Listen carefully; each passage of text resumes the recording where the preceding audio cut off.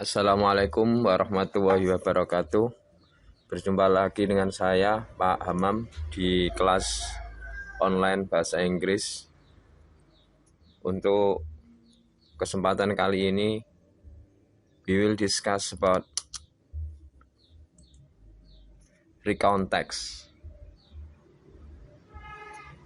Do you know recount text? What is recount text? Recount text is a text that tells us about an activity, an experience, or an event happened in the past. Jadi recount text ini adalah teks yang berisi tentang cerita, kegiatan, aktivitas, pengalaman, atau peristiwa-peristiwa yang telah terjadi di masa lampau.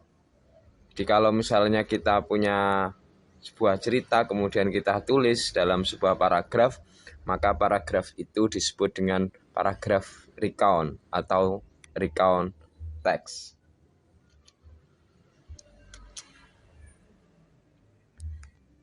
Jenis-jenis recount text, kind of recount text.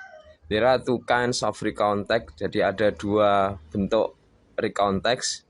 Yang pertama yaitu personal recount text dan yang kedua adalah historical recount text.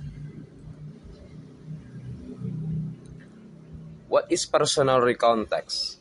Personal recount text is a text that tells us about a personal experience, event, or activity of the writer that happened in the past. Jadi personal recount text adalah teks recount yang berisi tentang pengalaman, kegiatan, atau aktivitas pribadi penulis yang terjadi di masa lampau.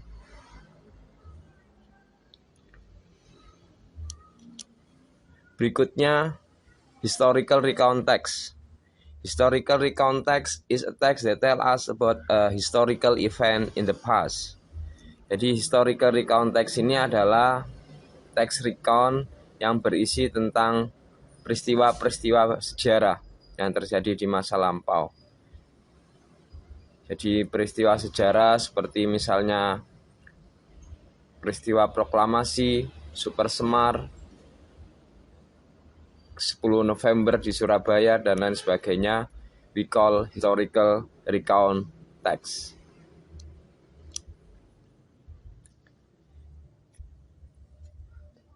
Next, generic structure of recount text. Di struktur umum dari sebuah recount text. Jadi kalau sebelum kita membuat sebuah recount text, ada beberapa hal yang harus kita perhatikan. Yang pertama, generic structure-nya adalah orientation. Jadi dalam sebuah teks itu terdiri dari beberapa paragraf. Kemudian paragraf yang pertama kita sebut dengan orientation. Apa yang ada dalam orientation itu? Orientation, it tells us about the participant, the place, and the time. Jadi nanti di paragraf orientation itu harus kita sebutkan siapa pelaku yang ada dalam cerita di paragraf itu. The place, tempatnya di mana. The time, waktunya kapan. Jadi sebuah paragraf teks recount yang baik itu ketika reader membaca paragraf pertama, maka si reader itu, pembaca itu sudah kira-kira sudah bisa menebak apa yang akan disampaikan di paragraf berikutnya. Jadi di paragraf orientation atau paragraf pertama itu sudah ada siapa saja yang terlibat, di mana, kapan, dan apa kegiatannya. Itu di orientation. Generic structure berikutnya is event. It describes the series of the event and it must be chronological. Jadi di paragraf kedua, mungkin nanti di paragraf ketiga, itu berisi tentang describe the series of the event, rangkaian kegiatan-kegiatan yang dilaksanakan. Jadi dan itu harus disampaikan secara kronologis, berurutan, tidak boleh meloncat-loncat. For example, seseorang menulis cerita tentang pengalaman perjalanan selama di Yogyakarta, for example, misalnya. Maka di paragraf yang kedua event ini, maka dia akan menceritakan kejadiannya mulai dari awal, kemudian setelah itu apa lagi, dan apalagi sampai nanti di akhir. Jadi tidak boleh harus loncat-loncat. It must be chronological, harus kronologis, berurutan. Dan berikutnya, generic structure berikutnya adalah reorientation. Paragraf terakhir itu kita sebut dengan reorientation. It states personal comment or impression of the writer about the events.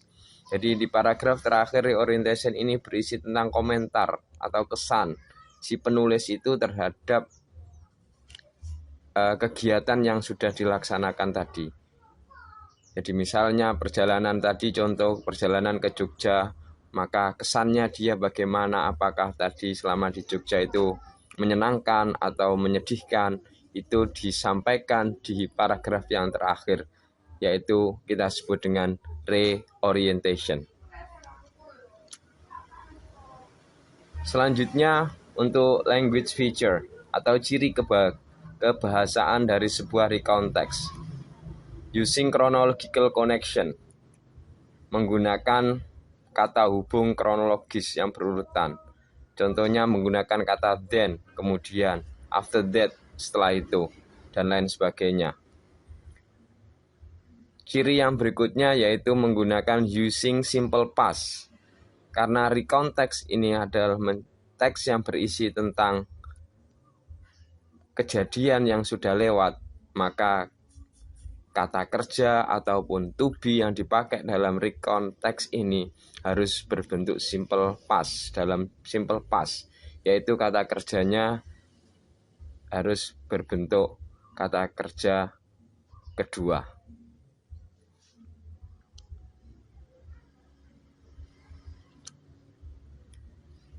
Berikut ini contoh dari recount text. Di paragraf yang pertama ini kita sebut dengan orientation. I spent my last summer holiday in Seoul, South Korea. I went there with my friends. Nah, di orientation ini penulis sudah menyebutkan siapa saja yang akan diceritakan atau yang terlibat dalam kegiatan ini. Yaitu penulis ingin menceritakan perjalanannya atau kegiatannya liburan di musim panas di South Korea. Dengan siapa penulis berada di South Korea? Yaitu dengan I went there with my friends, dengan teman-temannya. Kemudian di sini disempatkan tadi place-nya, yaitu di mana, ada di Seoul, South Korea. Dari paragraf pertama ini, kita sudah bisa menebak pada paragraf berikutnya apa yang akan diceritakan oleh penulis. Kemungkinan besar yang akan disampaikan oleh penulis yaitu kegiatannya selama dia berada di South Korea. Tadi ciri kebahasaan language feature-nya menggunakan kata kerja bentuk kedua. Di sini ada kata spend. Ini bentuk kedua. Ada kata when. Bentuk kedua dari go. Kemudian di sini was, bentuk kedua dari to be is. Di sini ada when lagi. Kemudian di sini ada book, ini juga bentuk kedua. Decided, ini adalah kata kerja bentuk kedua. Jadi ciri kebahasaannya tadi bahwa di recount text kata kerja yang dipakai adalah kata kerja bentuk kedua. Ciri kebahasaan berikutnya yaitu menggunakan next. Nah, ini ada on the next day. Jadi yang pertama on the first day. Hari pertama dia apa yang dia lakukan selama di Seoul, Korea. Kemudian on the next day. Hari berikutnya. Jadi ini diceritakan secara kronologis. Ini rangkaian cerita ini in recontext kita sebut dengan event, kegiatan, apa saja yang dilakukan, dan sekali lagi harus disampaikan secara kronologis, secara berurutan. Paragraf yang berikutnya yaitu kita sebut dengan reorientation, menyampaikan kesan, komentar penulis terhadap kegiatan yang telah dilaksanakan. I spent my last day in Myeongdong and bought some stuffs and souvenirs from my family and friends. I also ate the street food there. I went to the airport 3 p.m. because my flight. I had a fantastic experience in South Korea. Nah, di paragraf ini ada kata I had a fantastic experience in South Korea and made wonderful memory with my friends. It was a great trip. Ini adalah kesan penulis terhadap kegiatannya selama berada di Korea. Apa yang dirasakan yaitu it is a fantastic experience. Pengalaman yang sangat luar biasa, wonderful memory yang mungkin tak akan terlupakan. It was a great trip. Ini adalah kesan penulis dan itu harus ditampilkan di paragraf yang terakhir, yaitu kita sebut dengan reorientation. Contoh berikutnya, here is the example of historical recount. Jadi ini contoh tentang teks recount historis, recount teks sejarah. This is about Super Semar, the Indonesian abbreviation for Surat Perintah 11 Maret. Peristiwa Super Semar. Yang terjadi kapan? Yang terjadi pada tahun 66. Jadi kegiatannya di recount teks adalah kegiatan yang sudah terjadi, terutama yang historical recount, kegiatan bersejarah. Ciri-cirinya tadi language feature-nya harus menggunakan kata kerja bentuk kedua. Words bentuk kedua dari is. Ya. Demikian apa yang bisa saya jelaskan tentang recount text. Saya berharap kalian bisa memahami ini, dan kalau misalnya belum paham, silakan diputar ulang dan mencari referensi dari berbagai sumber. Terima kasih. Sampai jumpa di kelas berikutnya. Assalamualaikum warahmatullahi wabarakatuh.